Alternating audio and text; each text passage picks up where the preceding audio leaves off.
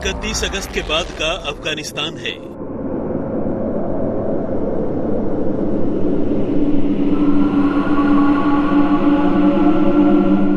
वो अफगानिस्तान जहां कबाड़ में तब्दील 20 अमेरिकी हवाई जहाज और बेजान हथियारों की ढेर के सिवाय दूर दूर तक अमेरिका का कोई नामो निशान नहीं है।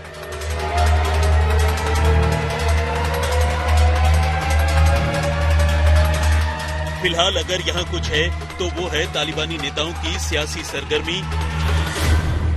लड़ाकों का जश्न और अफगानिस्तान को नए सिरे से शरिया कानून के तहत लाने की तालिबानी जद्दोजहद के बीच आम लोगों में पसरा खौफ।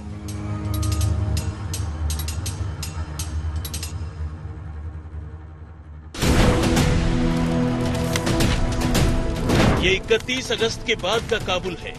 यहाँ दुकान बाजार पहले की तरह ही खुले हैं, मगर रौनक गायब है।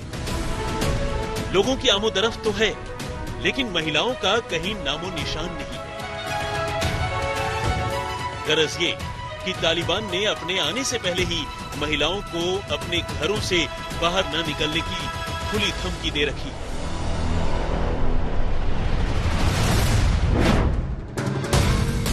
जाहिर है तालिबान राज में अफगानिस्तान का मुस्तकबिल एक नई करवट लेने की तैयारी तो कर रहा है, लेकिन इसे लेकर आम अफगानियों में जो असमंजस और खौफ है उसे महसूस किया जा सकता है। संगीनों के साए में आम अफगानियों की जिंदगी आने वाले दिनों में कैसी होगी, इसका अंदाजा लगाया जा सकता है। इसी बीच अफगानिस्तान या यूं कहें कि इस्लामिक अमीरात ऑफ अफगानिस्तान में नई तालिबानी सरकार की बुनियाद रखने का काम शुरू हो चुका है। इधर 19 साल 10 महीने और 25 दिन के बाद अमेरिका के आखिरी C-17 ग्लोब मास्टर विमान ने अमेरिकी फौजियों के साथ अफगानिस्तान की जमीन छोड़ी और उधर इस्लामिक अमीरात ऑफ अफगानिस्तान की नई तालिबानी सरकार के लिए जमीन मानो पूरी तरह तैयार हो गई।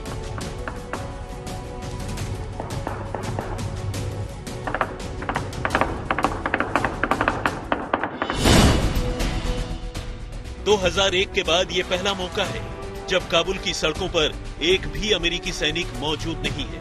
ये और बात है कि अब भी कई अमेरिकी नागरिक और ऐसे अफगान लोग अफगानिस्तान में पीछे छूट गए हैं जिन्हें अभी अफगानिस्तान से बाहर निकलना है, या यूं कहें कि जिन्हें अमेरिका को अफगानिस्तान से रेस्क्यू करना है, क्योंकि इनमें ज्यादातर वो लोग हैं जो 2 दशकों के अमेरिकी मिशन के दौरान अमेरिकी अफसरों और फौजियों के साथ काम करते रहे, उन्हें लोकल सपोर्ट मुहैया कराते रहे। हालांकि 2 दशकों की जंग के बाद अब ये पूरा का पूरा देश फिलहाल अमेरिकी फौजियों से पूरी तरह खाली हो चुका है।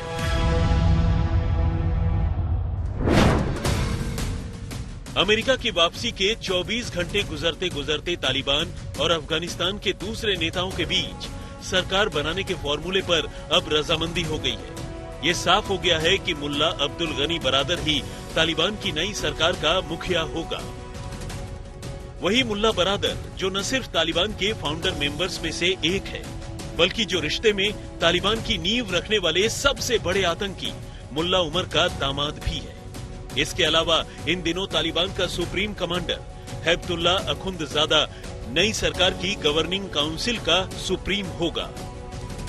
यानी मुल्ला बरादर जहां तालिबान की नई सरकार का सबसे बड़ा चेहरा होगा, वहीं ये सरकार हैबतुल्ला अखुंदजादा की सरपरस्ती में चलेगी।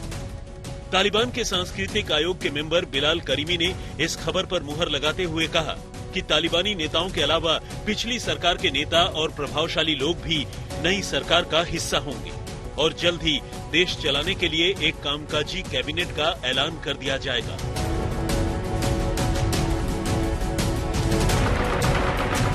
अमेरिकी फौजियों की वापसी के बाद इस वक्त तालिबान बेशक जश्न के जोश में हो,